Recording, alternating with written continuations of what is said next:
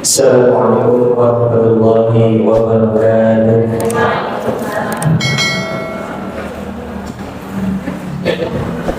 Alhamdulillah wa kafa. Wassalatu wassalamu ala rasulih Mustafa wa ala alihi wa sahbihi wa man ittaqa. Allahumma 'allimna ma yanfa'una wanfa'na bima 'allamtana wa zidna 'ilma. Amma ba'd. Yang kami hormati kepada Kepala Sekolah SDG Muhammadiyah Al-Asam beserta guru, ustaz-ustazah serta staf karyawan, juga yang kami hormati pula kepada Bapak Ibu wali murid dari kelas 1 sampai kelas 6. Ya, semoga kita semuanya senantiasa diberkahi oleh Allah Subhanahu wa ta'ala. Amin ya rabbal alamin. Sebelum kita memulai kajian pada pagi hari ini, Bapak Ibu, buku sama pulpennya sudah siap atau belum? Bukunya diangkat, pulpennya diangkat.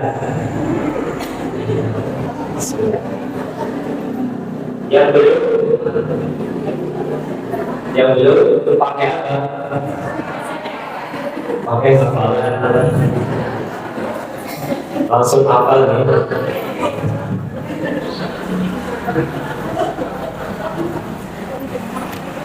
Hadirin rahimani wa rahimakumullah.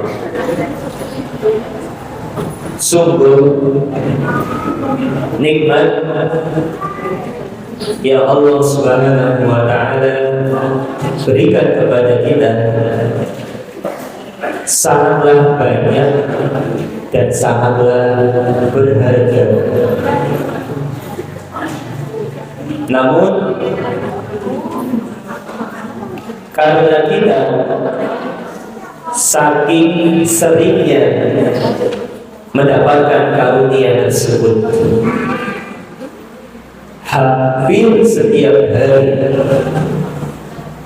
kita menikmati karunia tersebut, membuat kebanyakan dari kita merasa bahwa nikmat Allah biasa-biasa saja.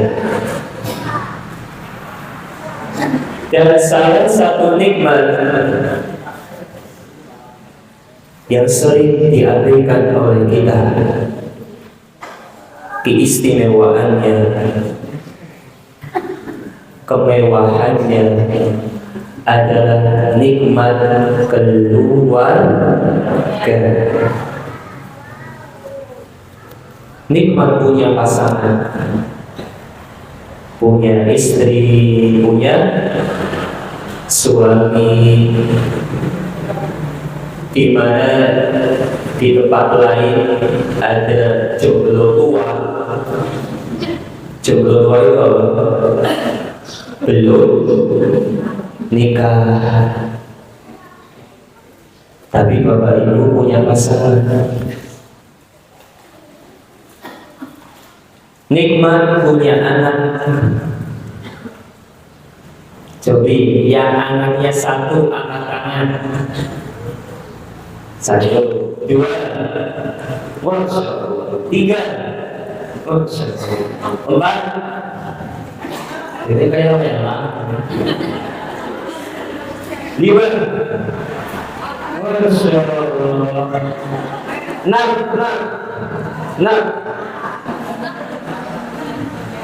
Di belakang ada 6.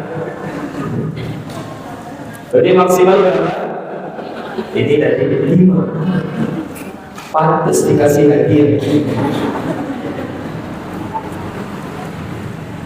Hadiahnya nanti di rapor wali murid. Pertanyaannya tadi, yang ingin punya anak banyak angkat tangan.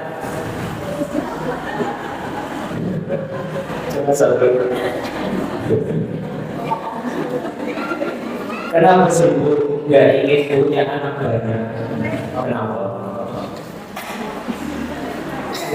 Bubes. Nanti mau makan apa? Ya makan nasi. Semangat tetap.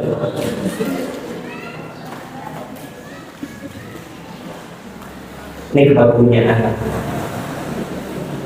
Nikmat bisa menyekolahkan anak di sekolah Islam yang terdekat. Semuanya adalah nikmat yang berasal dari situ Allah Subhanahu wa ta'ala. Maka jangan sampai na'udzubillah kita baru menyadari nikmat tersebut ketika sudah dicabut oleh Allah Subhanahu wa ta'ala. Na'udzubillah min dzalik. Maka nikmat ini harus dijaga. Salah satu perusak yang bisa menghancurkan nikmat tersebut, nikmat kedua itu adalah adanya virus tahrish. Virus apa? Tahrish. Yang sudah tahu tahrish itu apa? Yang belum tahu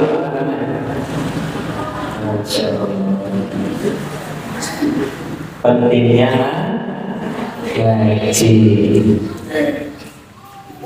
Tahrish disebutkan oleh Nabi kita Muhammad sallallahu alaihi wasallam dalam sebuah hadis sahih dari Imam Muslim.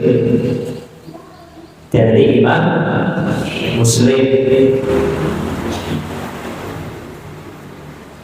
nomor 2812. Nomor berapa? 2812. Apa kata Rasul? Inna syaitana qad aisa. Sesungguhnya syaitan. Siapa? Syaitan telah putus asa. Telah mau putus asa.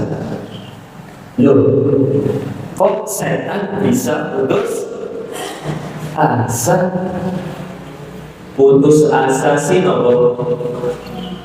Putus asa menyerah, pesimis. Dalam hal apa? Ayyuhal musalluna fi jaziratil arab. Setan itu sudah putus asa membuat orang-orang di Jazirah Arab. Di mana? Jazirah Arab kembali nyembah berhala. Setan sudah nggak bisa menggoda mereka.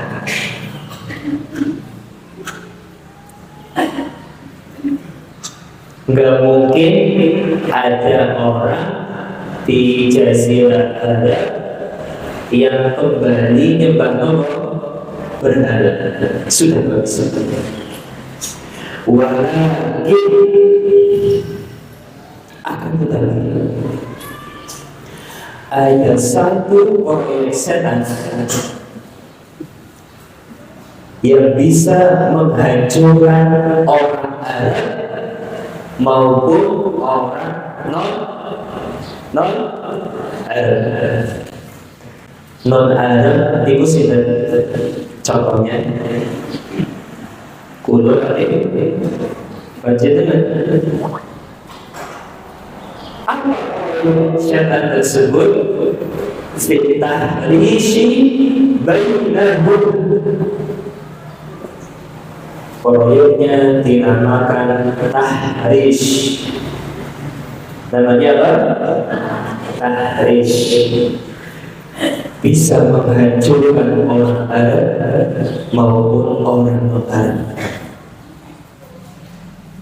Dan sekarang pertanyaannya, tahrish itu apa? Tahrish adalah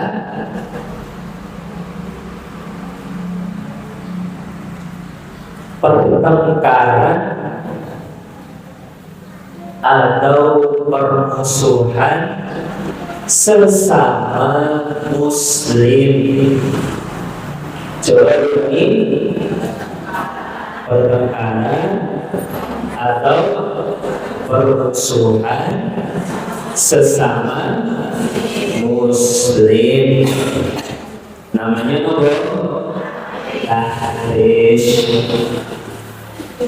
Kira-kira di zaman ini tahrish sudah banyak ditemukan atau belum? Banyak. Memiliki warna. Ada nggak murid-murid yang tukaran? Keluar dari sini baikan. Siap? Yang cuma satu yang jawab. Oh yang lain nggak tukaran. Setelah ngaji, hubungan di antara kita harus semakin erat.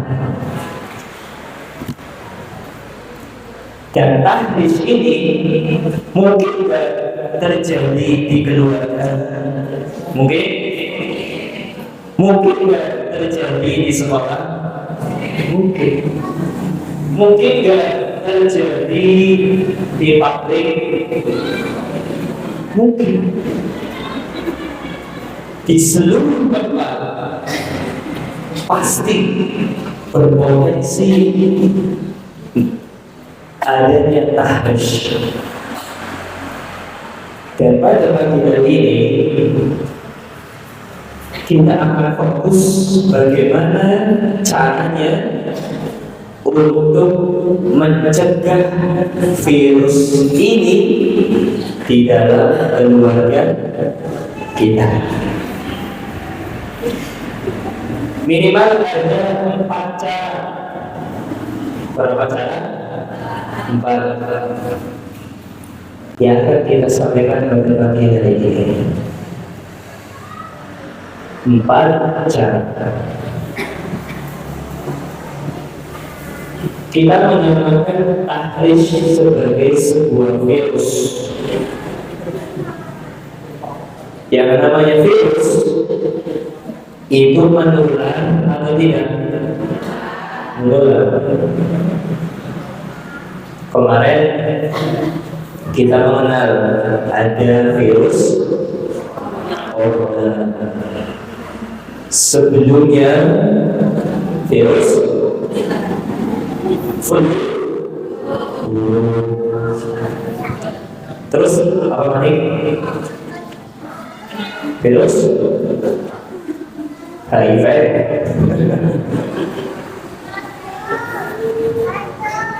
Semua virus yang ada di muka bumi ini, virus tahrish yang sangat berbahaya, melebihi virus yang lain. Kenapa alasannya? Karena efeknya, efeknya nggak hanya dirasakan di dunia, tapi juga di akhirat. Kalau kita mati karena corona, nggak ada ceritanya mati corona masuk neraka, nggak ada.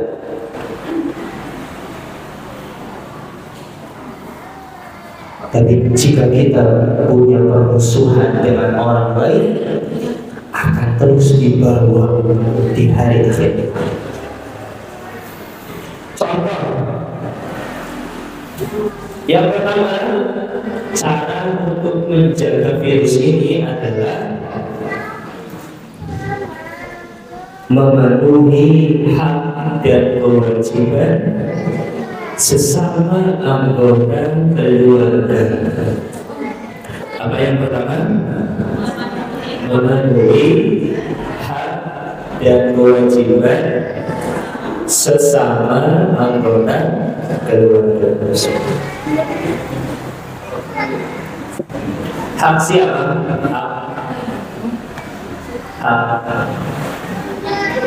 Hak itu loh, sesuatu yang berhak didapatkan. Kewajiban, sesuatu yang berhak dilakukan. Inti dari hubungan yang tidak harmonis itu akan terjadi ketika sesama anggota keluarga lalai dalam melaksanakan hak dan kewajibannya masing-masing. Contoh, haknya suami itu apa? Haknya suami dilayani. Maka dasar suami itu seperti bayi besar.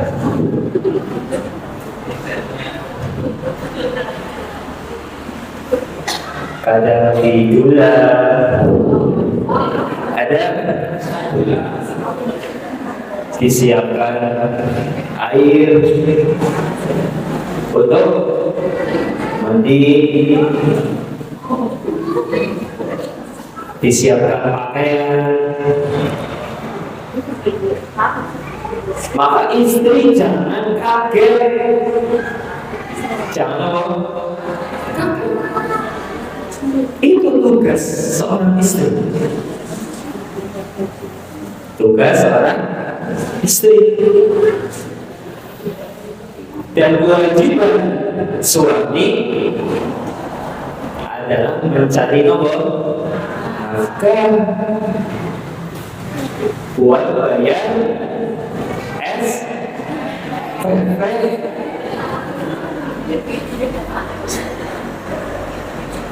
Patronan, dibantu sama ibu. Tapi yang paling pokok adalah tugas dan suami. Kemudian istri, kewajibannya apa?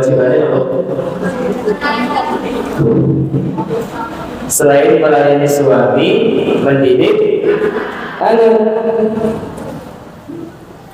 Jadi tugas utama seorang istri, seorang ibu rumah tangga itu mendidik anak-anaknya.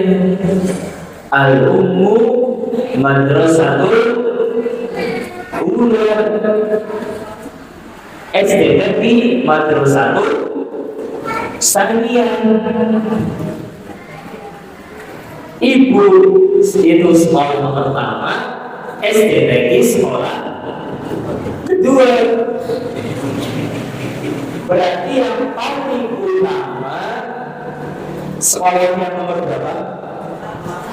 Pertama. Maka jangan lepas tangan. Terus mengasih dari ini aman. percaya kita ini sekolah kedua, tugasnya hanya bisa membantu. Contoh, ada sebuah mobil,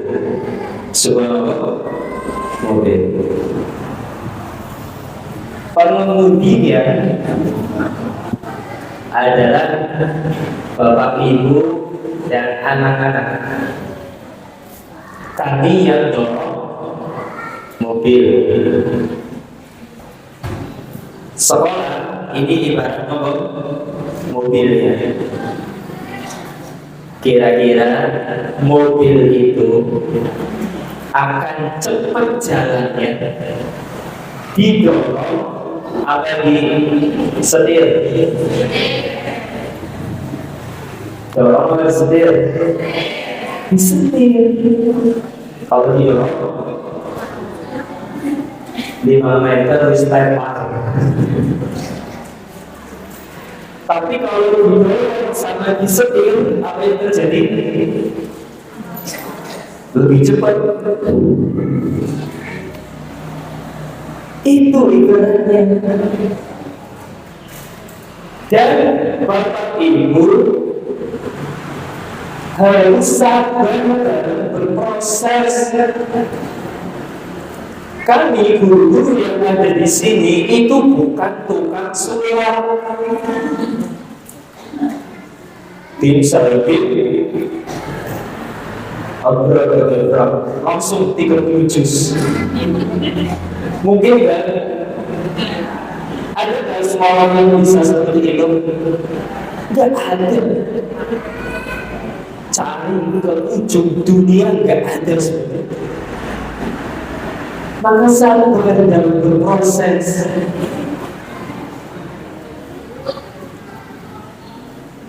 Sabar dalam menghafal, sabar dalam beradaptasi.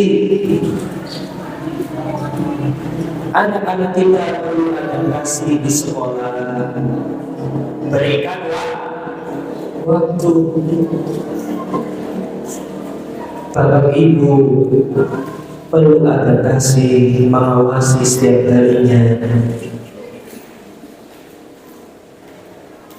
Jika Bapak Ibu satu pemahaman dengan kami, maka kita akan bisa berjalan bersama. Orang tua, seorang ibu, sekolah pertama. Kami sekolah kedua. Kemudian sabarlah dalam berproses, karena kami bukan tukang sulap. Bisa dipahami? Allah Subhanahu wa Ta'ala berfirman di surah Al-Anfal, surah Al-Anfal ayat 27. Ayat berapa? 27. Allah berfirman, "Ya ayyuhalladzina amanu." Wahai orang-orang yang beriman, yang merasa beriman, angkat tangan. Angkat tangannya. Ini yang keangkat kemungkinannya dua, tawadu atau gak beriman. Semoga tawadu. La takunullaha wal rasul. Janganlah kalian khianati Allah dan Rasulnya. Janganlah kalian khianati Allah dan Rasulnya. Wa takhunu amanatikum dinikum, dan jangan kalian khianati amanah-amanah yang diberikan kepada kalian. Tadi yang pertama, nggak boleh mengkhianati Allah. Yang kedua, Rasul. Yang ketiga, amanah. Wa antum ta'lamun, padahal kalian tahu itu amanah yang harus dijaga. Kok sih dikhianati? Amanah harus dijaga semaksimal mungkin. Ini yang pertama. Kemudian yang kedua, cara yang kedua untuk mencegah virus ini adalah menghidupkan syiar Al-Quran di dalam rumah. Maka yang kedua, menghidupkan syiar Al-Quran di dalam rumah. Dalam sebuah hadis dari Imam Bukhari dan Muslim, dari Imam Bukhari dan Muslim, Rasulullah SAW bersabda, tilkas sakinah. Sakinah itu apa? Sakinah, kita kan sering mendengar, semoga keluarganya sakinah, mawaddah, warahmah. Ketika apa? Pengantin. Sakinah itu apa? Ketenangan. Kata Rasul, ketenangan itu tanazzalat bil Qur'an, turun bersumber dari Al-Quran. Jadi ulangi, ketenangan itu turun bersumber dari Al-Quran.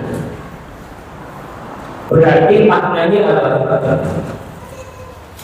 Al-Quran adalah sumber ketenangan. Al-Quran adalah sumber kenyamanan.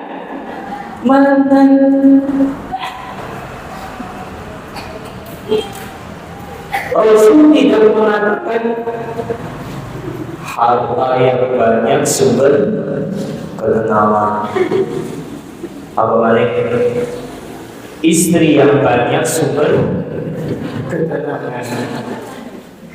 Walaupun itu baik bagi yang mampu. Al-Quran. Dan ketika sebuah keluarga itu tenang, nyaman, ada masalah, ada konflik, ada nggak akan terjadi permusuhan. Suami tenang, istri tenang, anak-anak tenang, pasti hubungan akan harmonis. Dan ketenangan adalah sumber kebaikan. Bahwa ketenangan adalah sumber kebaikan. Kebaikan apapun pasti akan menimbulkan ketenangan yang hakiki kepada kita. Contoh, perbuatan yang jahat,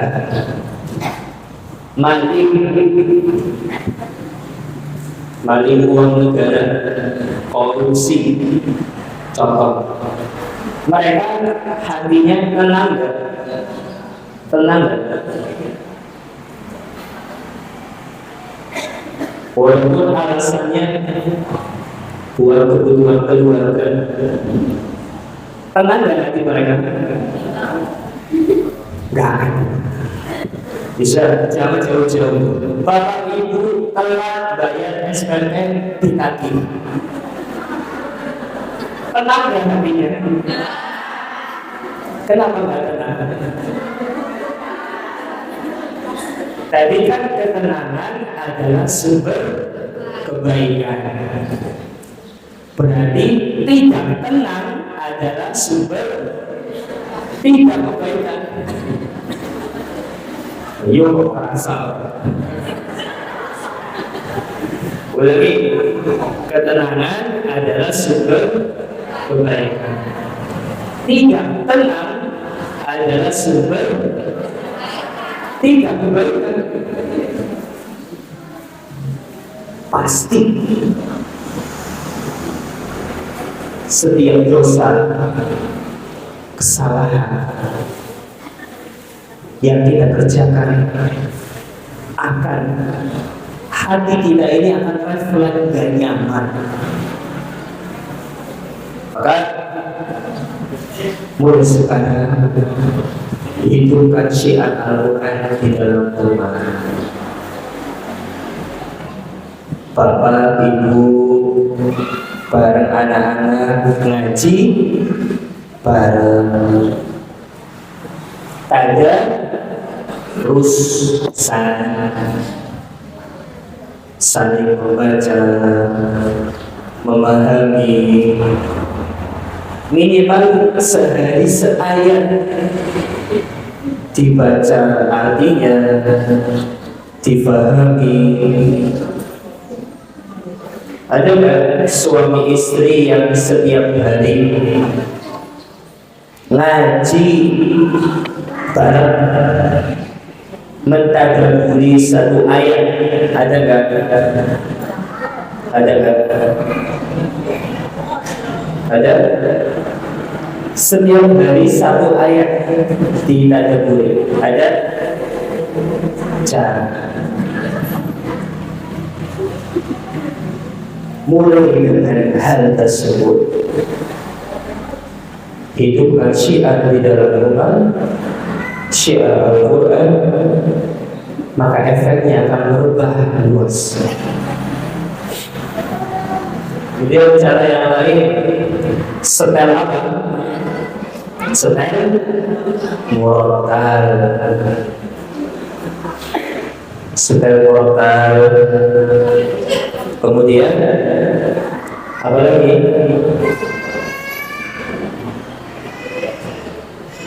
Ngaji bareng. Sekali-kali ajak anak istri ngaji. Bingung Pak Ustaz mau ngaji di mana? Ya bisa di sini malam Senin bersama kami. Malam Senin bersama kami di masjid ini. Bagi yang sedang bisa ke Masjid Al-Ikhlas atau di tempat-tempat yang lainnya. Al-Quran sumber ketenangan. Hadirin rahimani wa rahimakumullah. Kemudian cara yang ketiga. Cara yang berapa? 3. Agar terhindar dari virus tahrij adalah tidak terlalu menimbulkan hal yang sepele. Apa? Tidak terlalu menimbulkan hal yang sepele. Saudara siapa? Cil. Jangan terlalu diributkan. Contoh yang sering terjadi Rebutan remote. Remote apa? TV. Ibu ingin nonton sinetron. Suami ingin nonton bola. Anak ingin nonton kartun.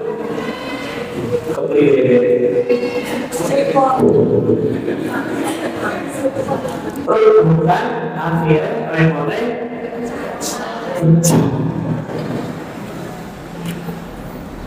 berarti tunggu TV maning. Ya saling memaklumi, saling apa? Memaklumi. Ayo Pak, hari ini nonton apa? Pengajian. Mungkin sekali-kali nonton bola. Ada juga tidak di keluarga itu rebutan bakso. Rebutan apa? Bakso. Kalau kita beli bakso kan ada yang besar. Yang besar berapa? Yang besar 1. Yang kecil 5. Suami pengennya sih gede, anak pengennya sih gede juga. Rebutan. Bahkan diancam esok orang sambuni. Astagfirullah. Harusnya ngalah. Sebagai orang tua itu ngalah. Ada juga yang terlalu meributkan pakaian untuk kondangan. Suami ingin warna merah, istri ingin warna hitam, kayak layak. Akhirnya orang sudah kondangan.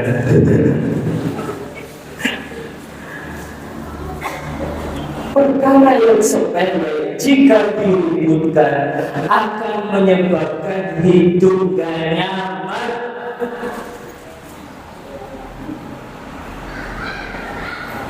Bagaikan masakan apa? Masako. Tanpa ini tidak masak.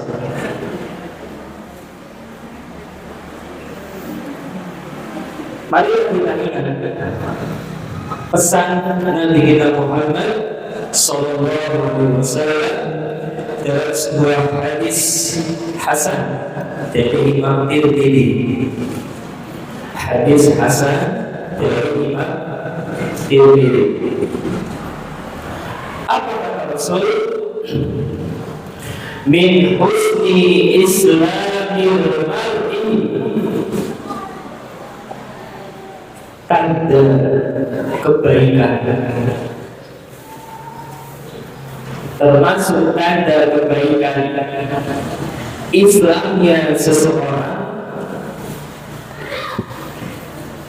termasuk tanda kebaikan Islamnya seseorang tarbuhu ma la ya'nihi, adalah ketika dia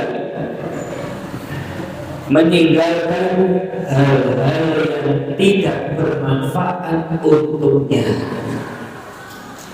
Jadi ini termasuk tanda kebaikan Islamnya seseorang adalah dia meninggalkan hal-hal yang tidak bermanfaat baginya.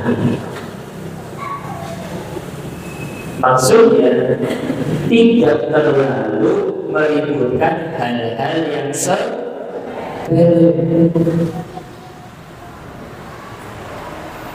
Anak kita yang mungkin hafalannya masih kurang, tugas kita adalah terus memotivasi,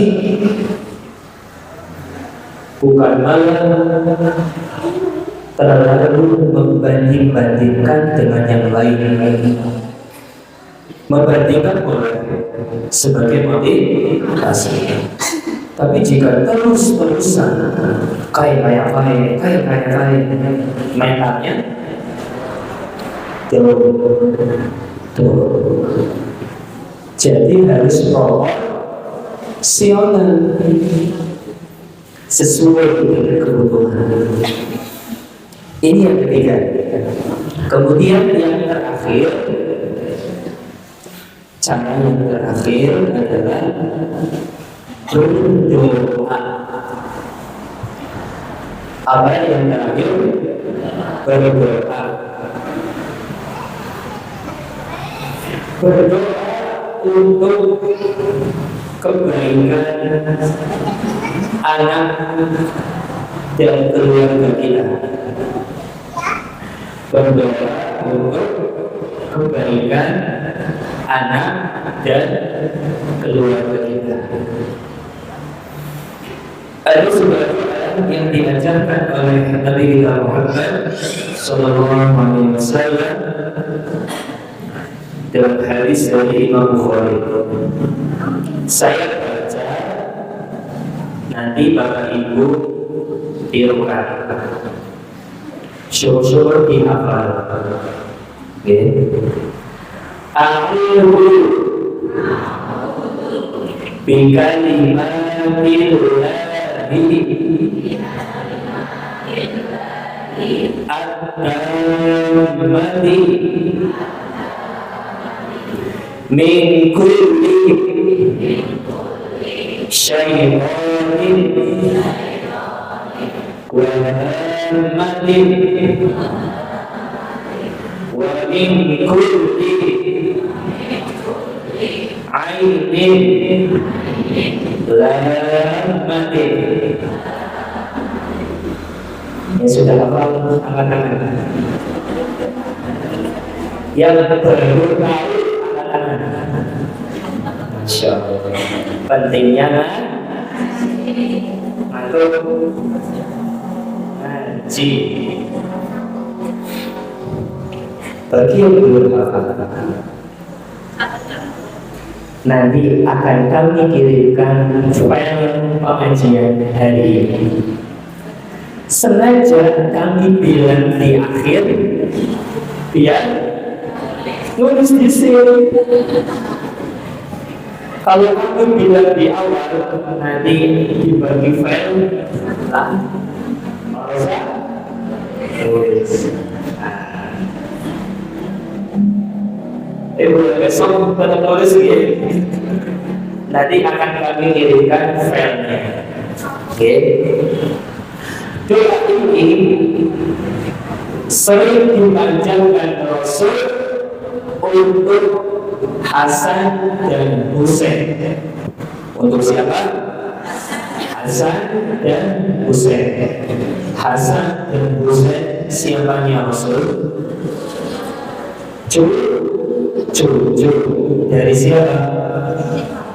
Dari Fatimah. Suami Fatimah siapa? Ali bin Abi Thalib. Kita simak artinya. A'udzu bikalimatillahil tammah. Aku berlindung dengan kalimat-kalimat Allah yang telah sempurna. Min kulli syaitan, dari godaan syaitan. Karena salah satu permusuhan yang terjadi di keluarga bisa jadi karena bisikan tetangga setan, bisikan setan dan juga bisikan tetangga. Karena setan itu minal jinnati wan nas, dari kalangan jin maupun manusia.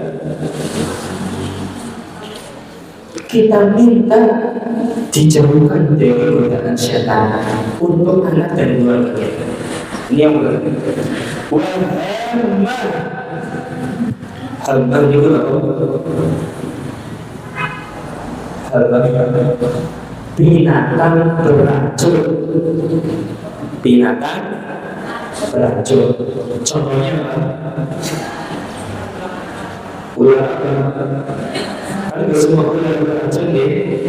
Laras, ular, kobra, kala, cengkeh, tahu beracun. Tapi itu mati kan? Hamba binatang beracun mematikan. Contohnya apa tadi?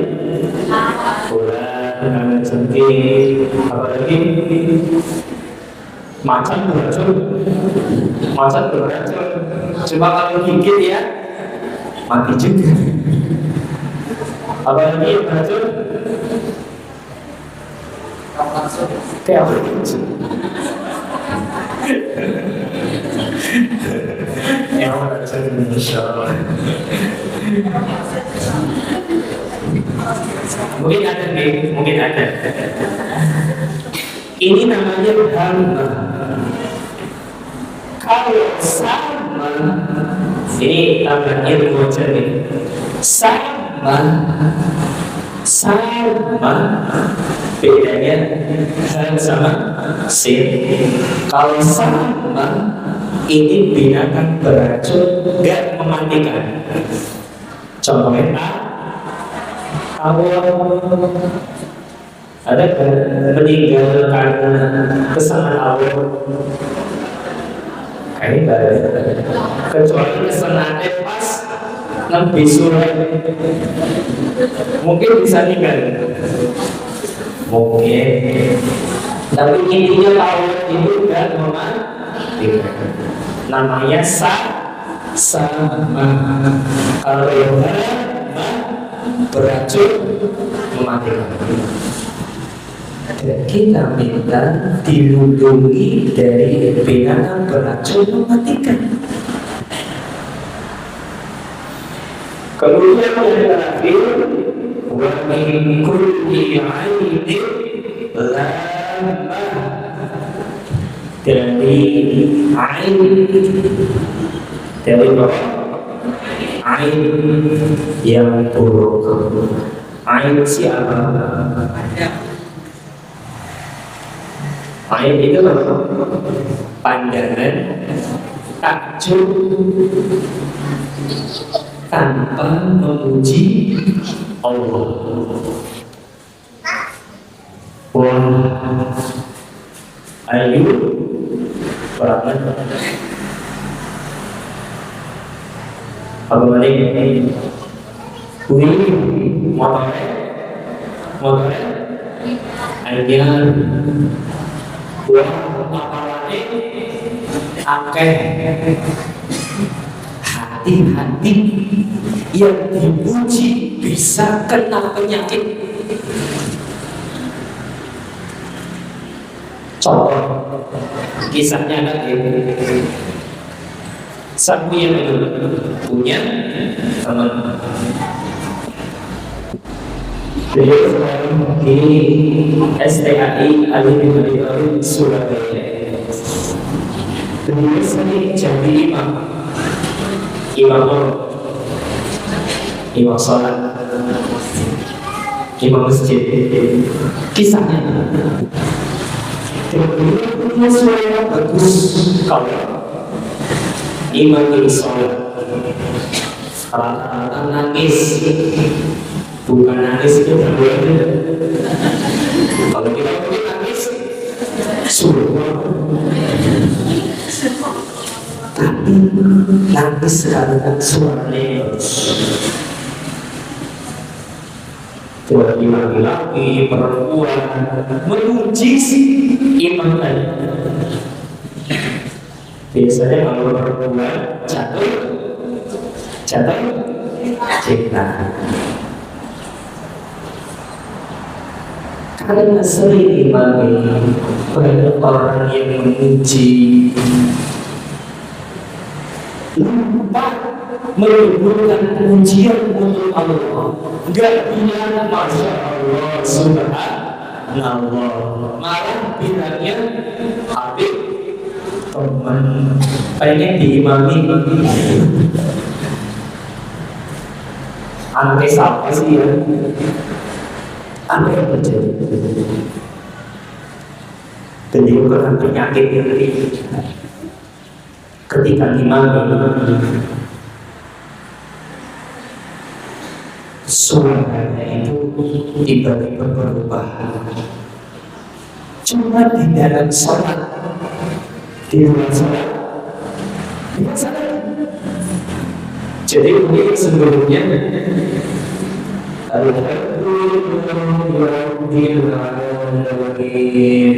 ketika imam sudah nggak bisa